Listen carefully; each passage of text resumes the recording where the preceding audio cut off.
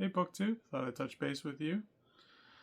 Since we last chatted, a lot going on. Reading time hasn't been great. I was working on the Jake Tapper, Alex Thompson book on Biden, Original Sin. Terrible title. I got about a little more than halfway through it and decided it was just a complete waste of time.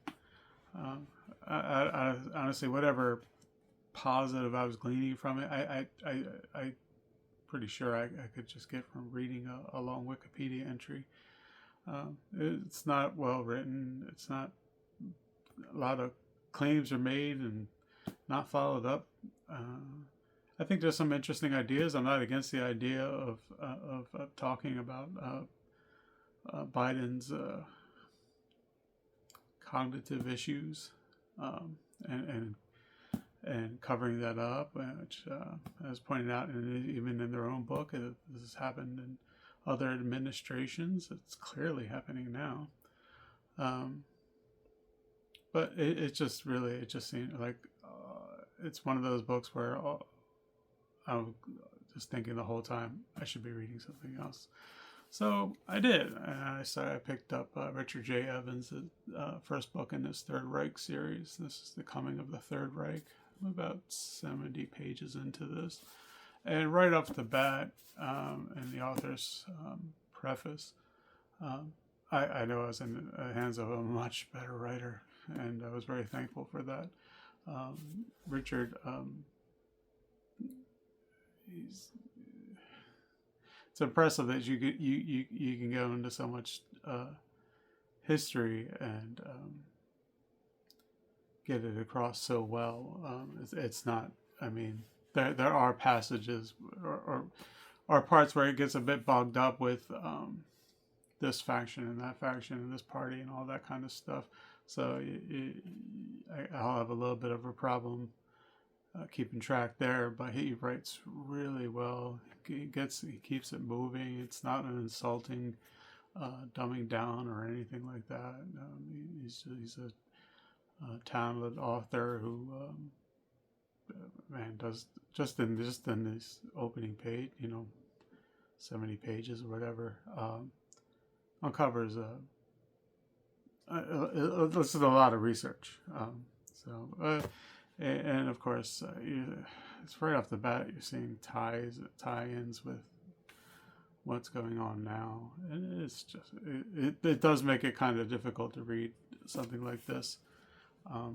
The world stage, the world news, it does make it a bit harder, at least for me, to stay concentrated on this book, in addition to all the other things that one has to do just to survive.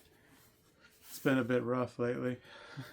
So I'll be working on this for a bit. I do have a digital copy of the third book, and which I used an Amazon credit for, and then I'll have to get the second book in some format.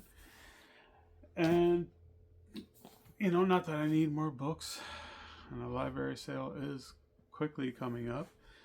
I did order a couple off of eBay. There was an eBay seller selling Penguin books for really cheap, and I got the portable Hannah Arendt, and these are both books. I bought a remainder copies. They arrived a little bit banged up. The seller shipped them in a box without any kind of packing in there to keep them in place. So I flattened it out, but this arrived all warped and stuff like this. So if you're looking for a gift, you might be disappointed. I did see that in the comments, and people were like, well, I was hoping to give this book as a gift, but it's all, not, remainder. I don't, and people get worked up about remainder copies as gifts. I don't care about that at all.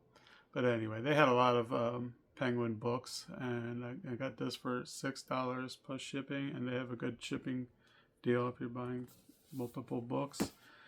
And also bought this man, this is a big old one.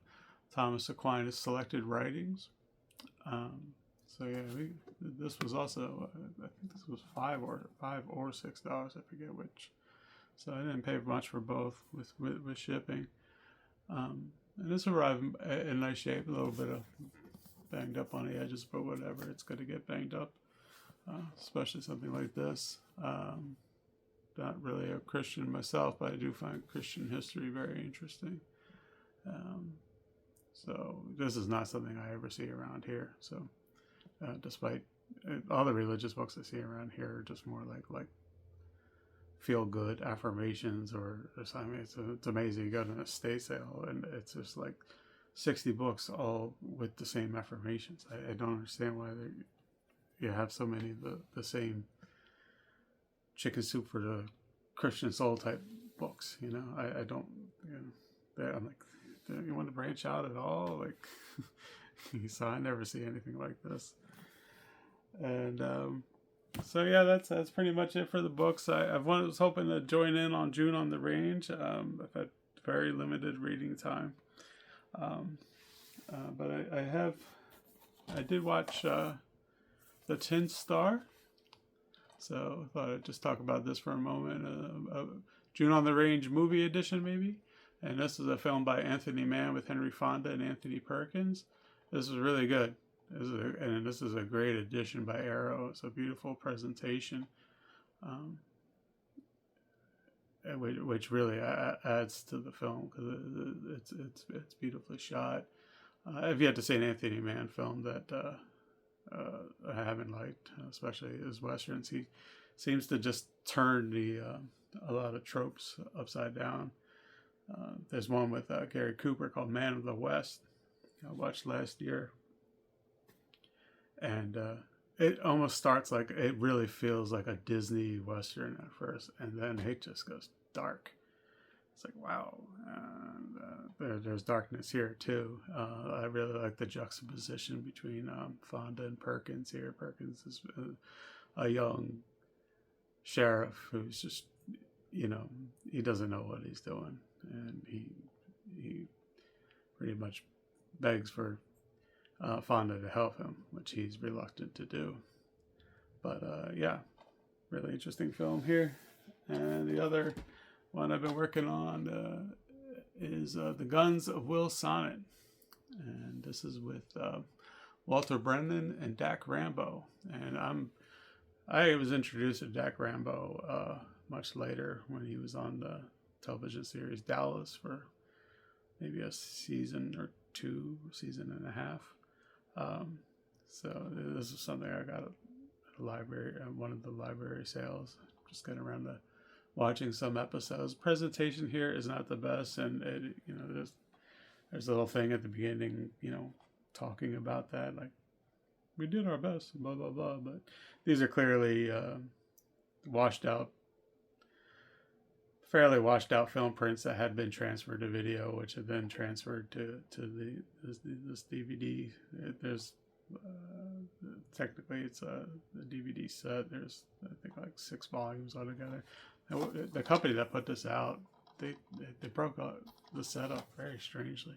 I don't understand it, and all the packaging looks exactly the same except, you know, like the episode listings on the back. But I took in a handful of episodes here, and it's a decent show. It's quite low budget, but I think they're doing well with it. Some interesting actors that you recognize from other pieces. There is a Christian slant to it at the end. You know, Brendan's always, every episode I've seen so far, it always ends with Brendan talking to God. You know, he's having, you know, thank you, Lord, for, you know, saving my boy today and stuff like that.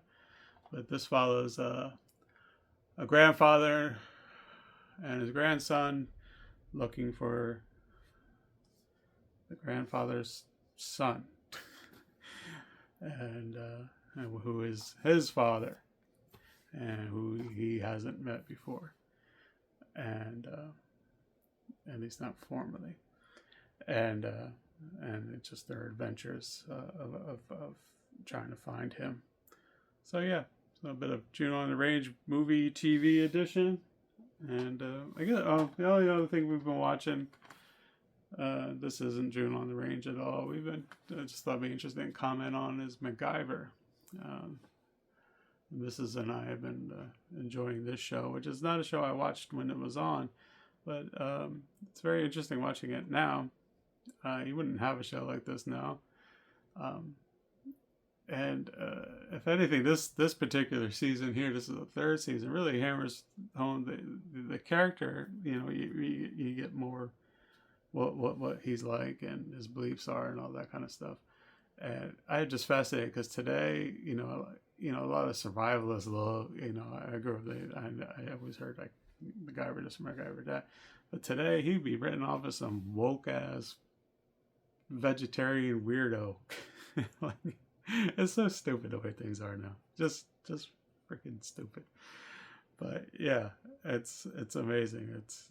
I can't imagine how a show like this would be received these days. Like, oh, you got some good parts, but why is he just woke pussy? I don't get it. So I don't know. Dumb. Anyway, so that's my books and movies, TV stuff. Thanks.